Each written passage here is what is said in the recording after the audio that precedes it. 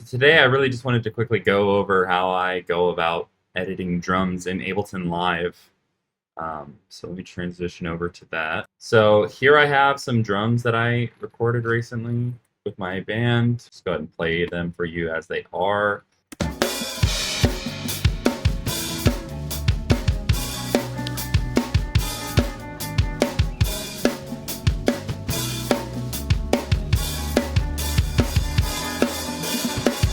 There's a couple issues. One, my kick input source is pretty messed up.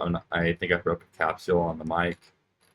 It just kind of sounded horrible. I can just play that for you real quick. I had to do a lot of work to just kind of fix it up. But to explain that, this is what my kick mic sounds like.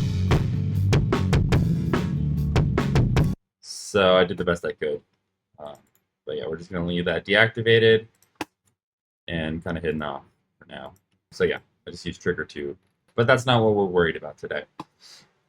What we are worried about today is editing drums. Now, how do I go about editing drums? The first thing I would do when basically comping takes together is start with the big section. So I have a couple of different takes where I liked, how I played things certain ways. Like, I pretty much liked my playing in all this part here, and this is another take. Here's another take, right? So these are all just big sections that I happen to like a little bit better. And so once I have basically the sections that I'm happy with, like big comps, where I felt like I played pretty well, and normally I'll just figure that out as I'm tracking drums. I will be playing and be like, okay, yeah, that was a good take. Let's just keep that and move on. And so I'll sort of do things linearly. I kind of do that process at the exact same time as tracking, since I am typically engineering myself. The next thing I will do is I will phase align things. Now, phase alignment is somewhat controversial.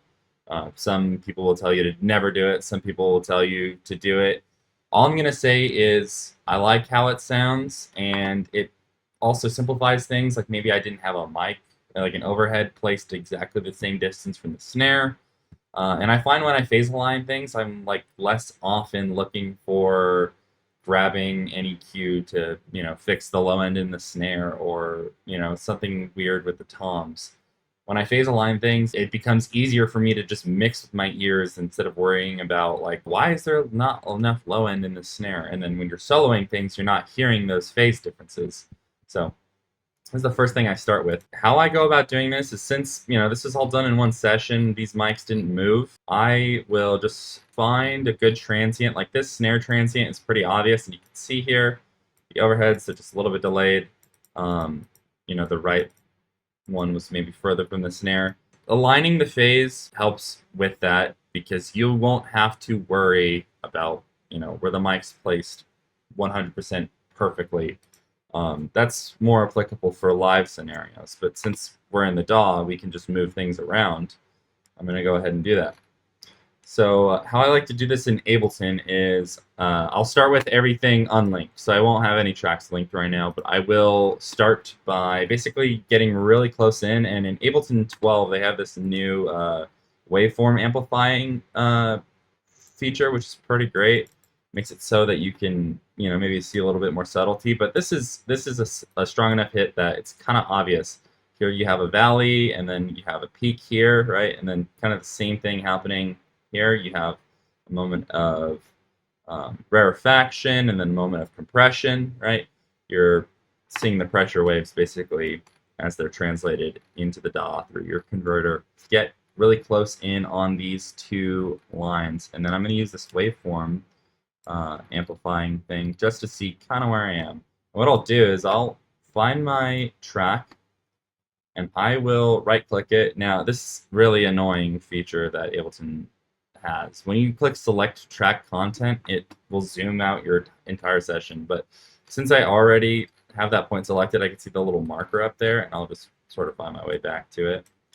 And now that I have that whole track selected, I'm going to hold Command, Option, and Shift on Mac, and then on Windows, I believe it's Control, Option, or actually Control Alt Shift on Windows, but Command Option Shift on Mac, and then I'm just gonna click on the actual waveform part of the clip, and I'm going to drag it until I can basically see the moment of rarefaction and then the moment of compression in phase, right?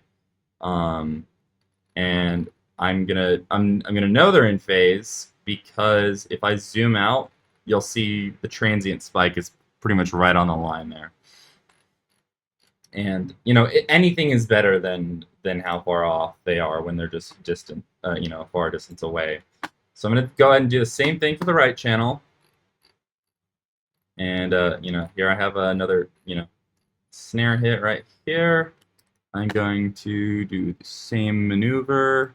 Sometimes it's helpful if you place a little indicator right there, and then it may even be helpful to see the rise instead. Right, so the rise sort of begins there. And they are now in phase. Now I'm just going to go ahead and play that back. I mean, you may not hear a big difference, especially if you're not on headphones. And these are all processed anyway. I just have my mix presets on these. So, but if I solo the overheads and the snare, you're just going to hear that low end, more emphasized than you would have before. So that's great. So that's the very first thing I'll start with. What I like to do is for my toms, I will, this is pretty clean transient right here, right? I will align those to the overheads, but more often than not, they will be more in phase, right? You can basically see this transient begins right in the middle of these two, right? You're not going to get perfect with it. Since it is the right tom, I could go and scooch it to be in phase with the right ear.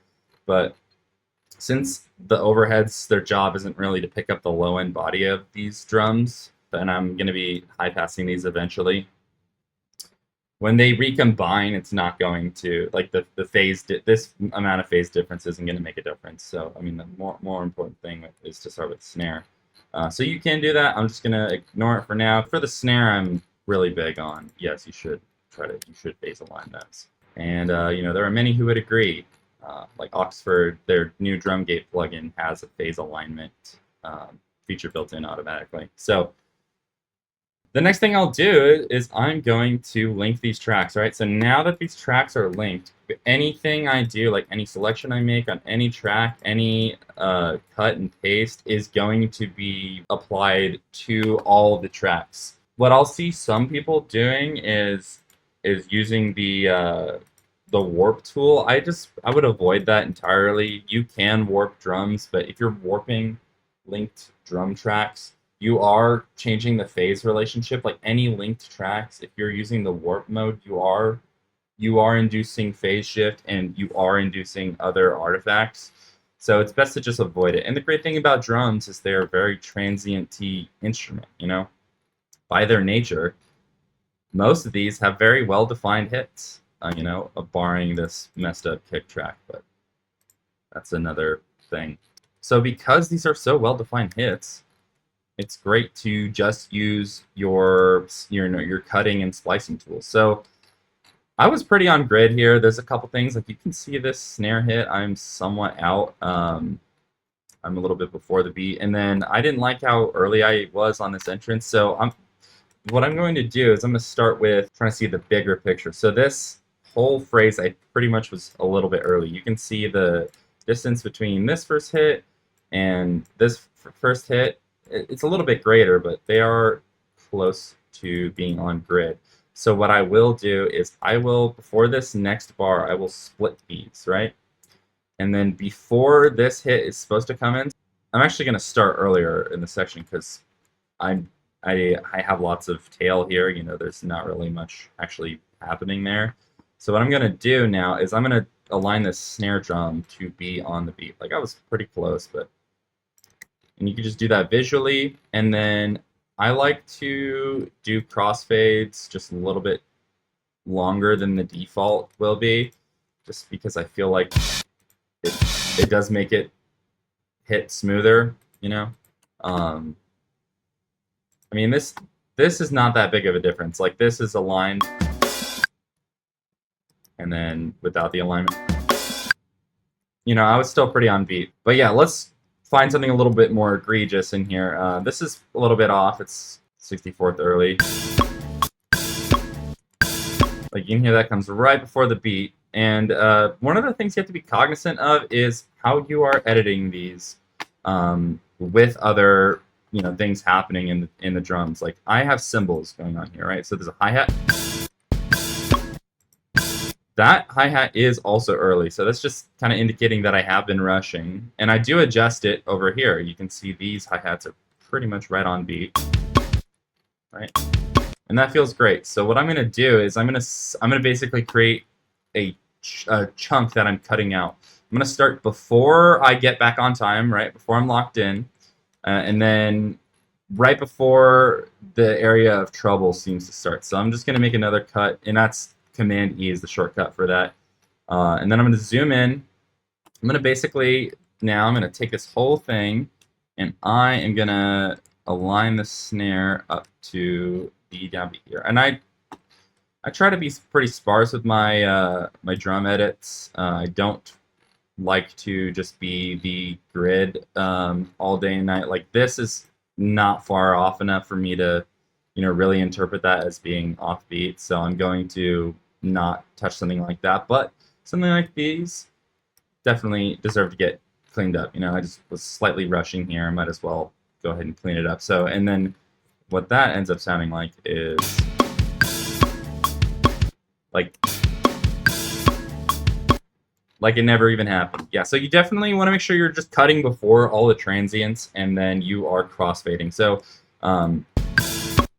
this is a perfect spot to do that before the open hi-hat happens, you know, and then before the next downbeat happens after we've done the alignment. So yeah, edit away. If you need drums recorded, I also can record drums for you. I will, you know, I'll obviously be using a better mic, but I am down to work. If you guys got work, hit me up. If you just need drums edited, let me know.